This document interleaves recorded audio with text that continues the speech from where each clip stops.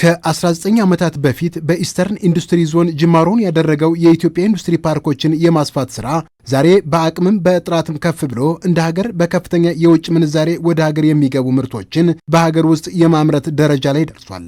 ይህ ደግሞ ሀገር ከዘርፉ ማግኘት ያለባትን ትሩፋት በወጉ እንድታሳካ መንገድ ሆኗል። ልዩ ኢኮኖሚ ዞኖች ውስጥ የሚያመርቱ ሁሉም ካምፓኒዎች ምርቶቻቸውን 50%ን ለሎካል ማርኬት እንዲያቀርቡ በመፈቀዱ ከኤክስፖርቱ ደግሞ አሁን ወደ ኢምፖርት ሰብስቲቲዩሽኑ ፎከስ አድርገን እየሰራ ነው። ምክንያቱም እንደ ሀገር በርከት ያሉ ምርቶችን ከውጭ ሀገር እናስገባለን።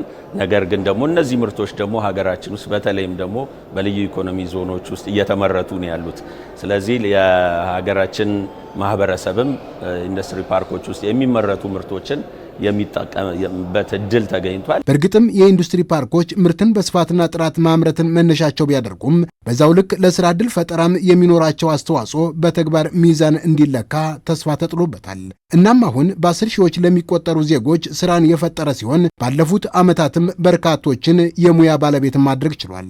እስካሁን በመጣንበት ሂደት ውስጥ ቁጥራቸው በርከት ያለ ምናልባትም ወደ ግማሽ ሚሊየን የሚያክል ዜጎች ልዩ ኢኮኖሚ ዞኖች ውስጥ ገብተው ስራ ሰርተው በተለያዩ መልኩ ወጥተው ሌበር ማርኬቱን ተቀላቅለው በልዩ ኢኮኖሚ ዞኖች ውስጥም ከነሱ ውጪም በተለይ ደግሞ ውጪ ላሉ አምራቾች ውስጥ ተሰማርተው እየሰሩ ይገኛሉ።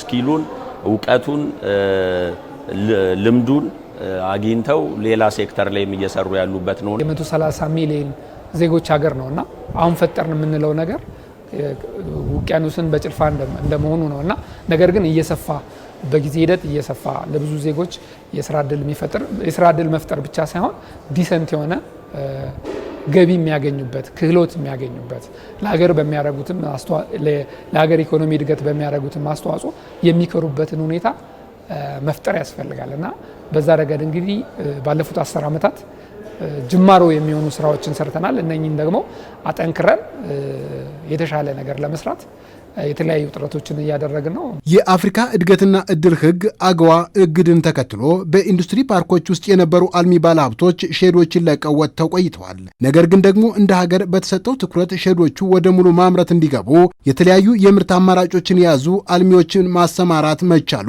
አሁን መነቃቃት ፈጥሯል። የኢንዱስትሪ ፓርኮች ልማት ኮርፖሬሽን በሚያስተዳድራቸው 14 ልዩ ኢኮኖሚክ ዞኖችና ፓርኮች ውስጥ 178 አካባቢ ሼዶች ነው ያሉ። የዚህ 178 ሼድ ኦልሞስት 88-90 በመቶ ተይዟል። ቀሪዎቹን ሼዶች ለማስያዝ የተለያዩ ባለሀብቶች ላይ ትኩረት አድርገን በሀገር ውስጥም በውጭ ሀገርም የማስተዋወቅ ስራ እየሰራ ነው። ጋርመንትና ቴክስታይል ብቻ ተንጠልጥሎ የነበረን ሴክተር ወደ ተለያዩ ሴክተሮች ዳይቨርሲፋይ ማድረግ ነው።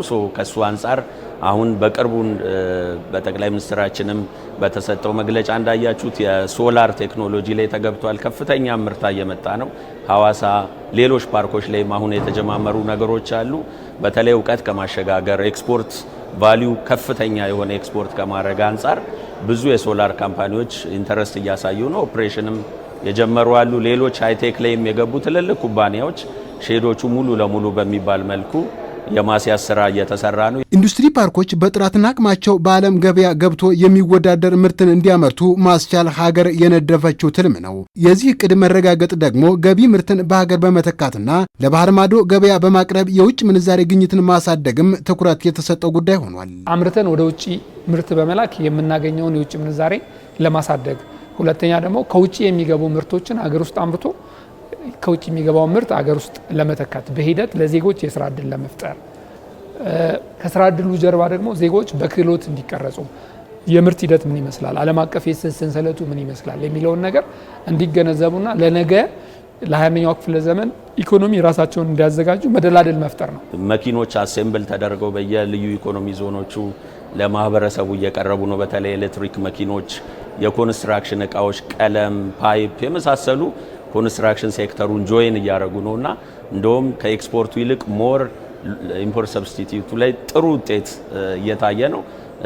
ኤክስፖርቱም ካለፉት 2-3 ዓመታት የዚህኛው ዓመት ኤክስፖርት ደግሞ ኦልሞስት ደብል ያደረገበትና ልዩ ኢኮኖሚ ዞኖቻችን በኤክስፖርቱም በኢምፖርት ሰብስቲቲዩሽንም ትልቅ ውጤት እያመጡበት ያለው አመት ነው። እንደዚህ ያለውን ጅማሮ በሙሉ መገለጥ እንዲችልም ለዘርፉ መሻሻል ግብዓት የሚሆን ሐሳብ የሚዋጣበት መድረክ ተካሂዷል።